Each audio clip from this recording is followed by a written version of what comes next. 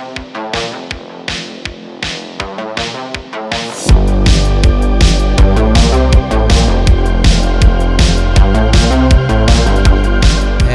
and welcome to Diecast Restos, where this week I'll be customising this Hot Wheels Lancia Delta Integrale. This is a first edition of the casting from 2021, which was designed by the late Ryu Asada.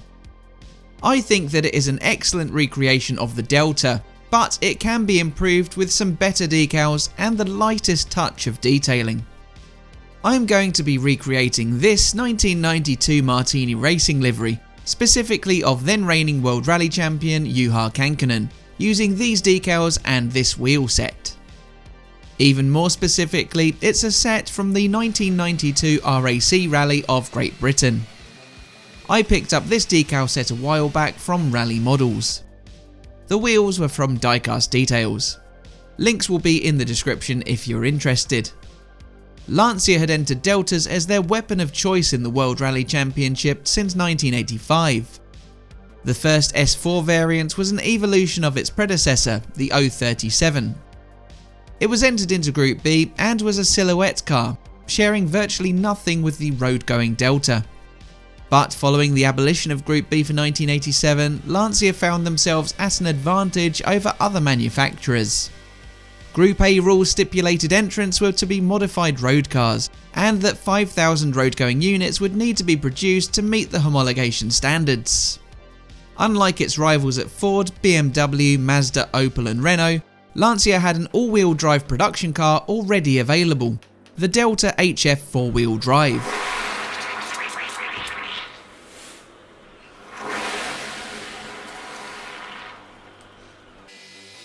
While the 2-litre turbocharged 4-wheel drive Delta was clearly a more suitable Group A rally car than its rivals had to offer, it wasn't without its flaws. The Delta had restrictive wheel arches, meaning the wheels and brakes were too small and the suspension travel was limited. Access was also restricted by its transverse engine layout and its compact size. Quite expectedly, Lancia romped to victory in both Drivers' and Manufacturers' Championships in 1987. They won 9 out of the 13 rallies that year, with wins split between their drivers Marco Alain, Miki Biasion and title winner Juha Kankkunen. Despite his overall victory, Kankkunen would leave Lancia for Toyota for 1988 due to being disillusioned with team politics and favouritism towards the Italian Biasion. This paved the way for Biasion to take the driver's title in the Delta that year. The team claimed an even more comprehensive dominance of the championship, with 10 out of 11 point-scoring rally victories. By 1989, challengers began to emerge, with Toyota's Celica GT4 chief among them. It was only the Toyota's early unreliability that led to Lancia taking another convincing championship win, with late-season improvements from Toyota and the rapidly emerging Mitsubishi. Lancia had unveiled their new 16-valve Delta HF at Rally San Remo, utilising an Italian Racing Red Martini livery for the first and only time on the car. Lancia's Miki Biasion took victory in that penultimate rally of the season and opted to sit out the season-ending RAC rally with both championships tied up. Kankkunen made a return to Lancia from Toyota for 1990 after Marco Alain left the team. The gap between Lancia and Toyota had now dramatically tightened. While the Lancia team's 3 drivers were each competitive, sharing rally victories throughout the season, Toyota's Carlos Sainz produced incredible consistency to dominate the year. Following his RAC rally victory, he ended the campaign with a gap of 45 points to his nearest rival, Lancia's Didier Auriol. Sainz's solo effort, compared to the trident of Lancia's driver lineup, meant Lancia won the Manufacturers' Championship yet again, this time by a margin of just 6 points. 1991 would produce another close-fought title battle, this time on both drivers' and manufacturers' fronts. It was Kankkunen for Lancia versus Sainz in the Toyota. After wins for the Spaniard in Monte Carlo and Portugal, the pair would exchange victories between the Kenyan, French, Greek, New Zealand, Argentine, Finnish and Australian rallies. With both championships still on the line, it came down to an epic battle at the season-closing RAC rally. It was settled late on as Sainz suffered a blown head gasket, meaning Kankkunen took the driver's title and secured Lancia their manufacturer's trophy for the 9th time. Lancia began development on their Delta HF Integrale Evoluzione in the latter part of 1991, ready for the 1992 season. It was to be the last Delta and the last showing for Lancia in the WRC as a factory outfit. The team would be run by Jolly Club with full manufacturer support for 1992. This final edition car had wider wheel arches, bigger wheels and brakes, improved suspension and aerodynamics, and a stiffer body. It also had a 5 to 6% faster, more powerful engine.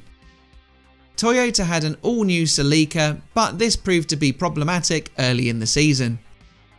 Oriol in his Lancia dominated initially, while Kankkunen scored consistent podium finishes.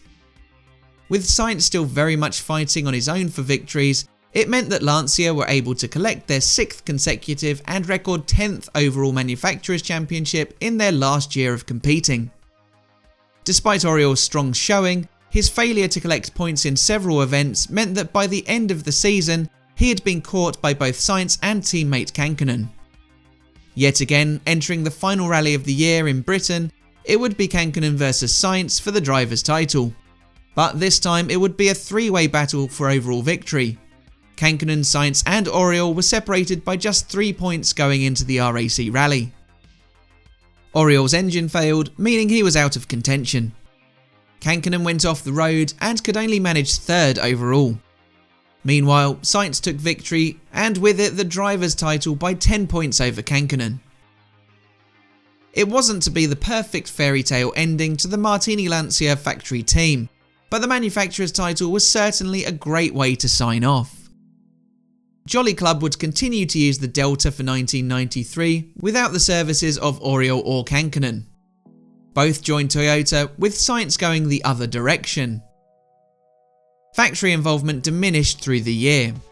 The best result the team could muster was Sainz's 2nd place at the Acropolis Rally. Jolly Club decided to retire the Delta at the end of the year, bringing to a close it and Lancia's legacy. It racked up 46 World Rally Championship victories over 4 evolutions between 1987 and 1992. The Delta has to be one of the most recognisable rally cars of all time, especially in its Martini livery. It is an iconic pairing that was forever immortalised in the Sega Rally arcade game, alongside the Toyota Celica in its equally iconic Castrol colours.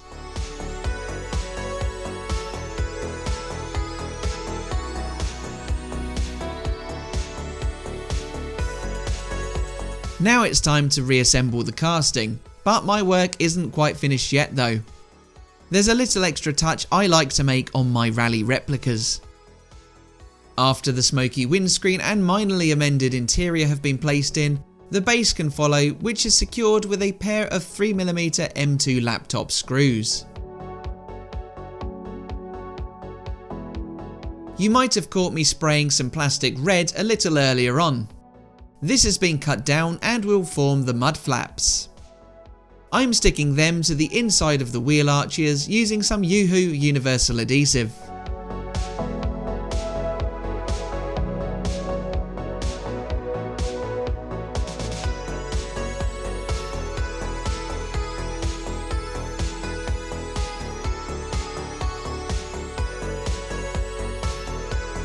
Here was how the Hot Wheels model started life.